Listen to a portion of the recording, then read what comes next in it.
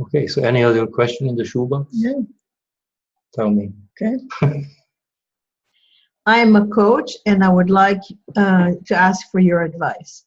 I seem to vacillate between being too soft and understanding with my clients to being too demanding.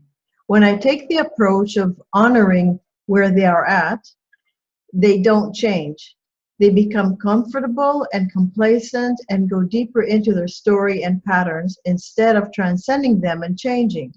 On the other hand, if I push them too hard and encourage them to take steps they are not ready for yet, I seem to bring out the worst in them. They become very uncomfortable, embarrassed, and even angry. Their defenses go up and they shut down, as if I had just criticized them. How can I find the middle place where I can respect where they are at and at the same time be firm enough to bring about a healing for them?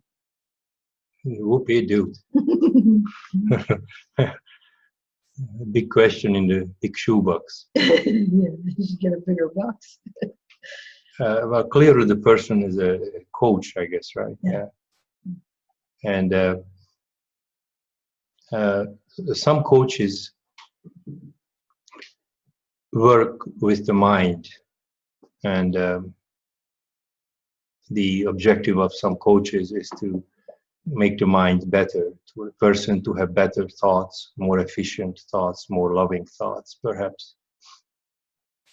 And going into the mind, when you're a coach, is not advisable at all. And if I'm assuming that I'm staying in the mind and my client is staying in the mind, it's a lose-lose game. And I can push, right? I think the person is asking, to what extent am I pushing? To what extent am I not pushing? It's clearly a mind game. If I need to push, if I need to ask the question, what's this happy medium where what's the balance between pushing and understanding? I mean, I understand the question.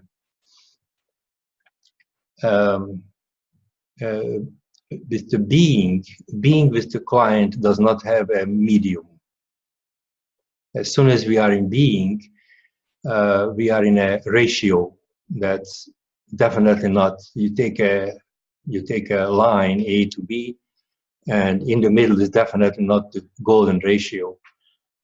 So it would be much advisable to not to enter that game, because it will not benefit you or your client. It would be much advisable to coach the client being in the present moment, and be moment to moment with the client. The conversation will take place.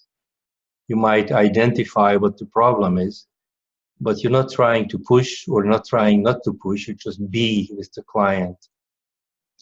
Be loving and being in this moment. Don't try to figure out where the medium is. As soon as you try to figure out where the balance is, you lost it and the client lost it. And you enter that mind game that has absolutely no end and absolutely no purpose. The mind loves it. So there is no medium, and there is no way to tell where that balance is in the mind, because the moment I would identify in the mind where that balance is, it's no longer there. So it's much easier just to be loving and handle the client moment to moment to moment. Be there, be loving, and take care of the thought that comes up at that moment. A new thought comes up, a new a new concept come up, or a new something. Be with that thought. Your job as a coach is to, something comes up for a client and you help that client to be with that thought by proxy. So you would be a proxy for the other person's mind. No need to understand, just need to be. And the stuff happens on its own. It's not logical. You invited the universe, you invited love into the equation. and a whole other power now is participating in your interaction. So you'd be a much, much better coach to just be and let the moment happens. And that medium what you're striving for will be a different demarcation line every moment. Not that you want to analyze it, but it will be different every moment. And then, like I said, just use the client. The client will use you as a proxy to be much easier, much better, much more effective, and longer lasting. Not longer, it's actually lasting. So doing mind-to-mind stuff is guaranteed not to last. Very tempting because it's very interesting. It's very interesting to go into a story with a customer, client, and going to have the drama, etc. And if the client starts crying or being emotional, that's okay. Just be your loving self and allow that whatever is happening is happening. That's why you're there. Permanent shift, permanent change can happen this way. The other way, you might solve a mind problem and then another one will take its place next time you meet. Boy, I hope I offended not so many people. I don't mean to offend anybody, but that's my truth, or my way of handling coaching. It works very well. Just go ahead. I think in Coachland, in the world of coaches, I know this because I was once one. They deal a lot with goal setting and achieving the goals, and dealing with people who sometimes they feel like they need to push them to motivate them towards a goal, and this is where this person is coming from as far as pushing too hard.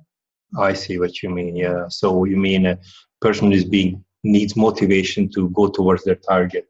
Yeah.